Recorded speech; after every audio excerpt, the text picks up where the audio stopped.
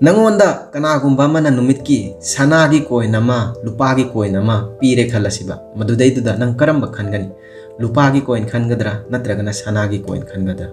lupagi coin khallagana nang se apangba tabra ngasigi wari ase yamna interesting oidori wari ase na haudringaida mahausa gomna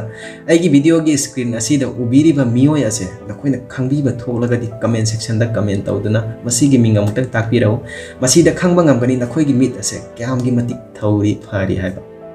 aikoigi ahal lama mase adugi matik singi buddhi lausing yamna lai haibda ko mase na miyam pumbada ko buddhi lausing ki takpi tambiramiba khunai adugi mi miyam na suya ko mase yamna yaiba ko nongmadi mana sumyum da lakpa matam da ko khunai adugi ko ningthau aduna ko angonda kausillaga haibani ba nangna sukki matik singliba adugi matik miyam da buddhi lausing takpiraga nangi nacha asina sukki matik pangliba se karigino haina masi hairaba kanda ko ngasai ahal ado nungaitana ko ikairaga mayumda lakpani mayumda laklaba kanda ngasai magi machanu pa aduna ko ising glass ma puthoga magi mapa aduda pithakpani ba mapa aduna ising adu thakpa loraba kanda ko mana macha aduda haibani ba karino nangna tawriba se nangna maram oiraga ai ngasi miyamgi mamangda ikai khumnaba tai miyamgi mamangda mai thangga chatpa ngamlabi dori karigidamaktano ningthauna nangsi pangli hairiba se masi hairaba kanda ko ngasai ahal adugi machanu pa ase gyan tareba ko mana mapa adu haibani ba yengu pabung aina numit ki school chatpa matamda aikhogi raja ase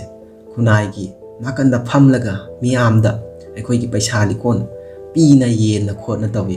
aingonda su numit ki kausallaga mana aikhogi sanagi coin amaga lupagi coin amaga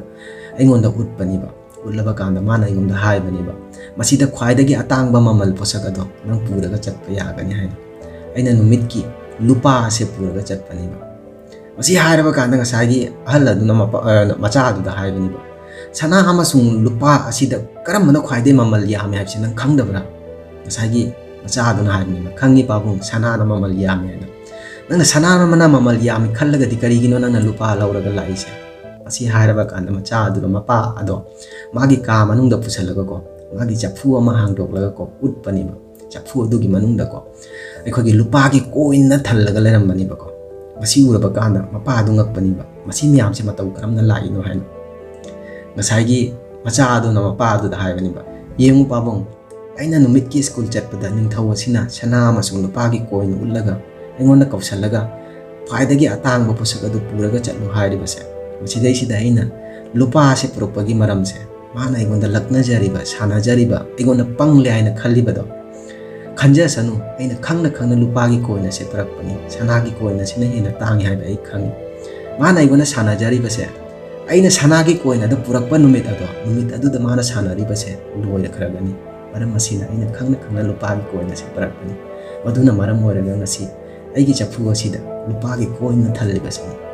masi hairaba kanda ngasai mapa ado gyan tareba ko singli base kana no haina masi khanglaba kanda ngasai gi nupa ado na macha ado puraga raja gi ngasai ningthau adugi mamangda puraga wari miyam se libani ba ko liraba kanda ningthau aduna mangonda haibani ba nangni khwaidagi singba miyoi haibse aikoi gi masigi piklaba wari asida tamjaningai se nangi buddhi lausing ase ningonda uthopagi mathau ta de ba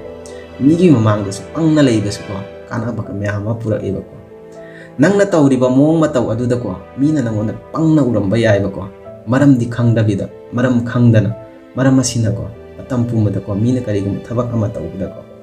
judge tawganu ba ko manungda mana kari khalli haibdo nang khangba ngamdeba masi haraga ngasi gi wari ase mata asida losinjare kari gum wari asina nungai be tholagadi myam please ya nungsi video subscribe tawbiramo ba thengna ase gi mathangi video da bye bye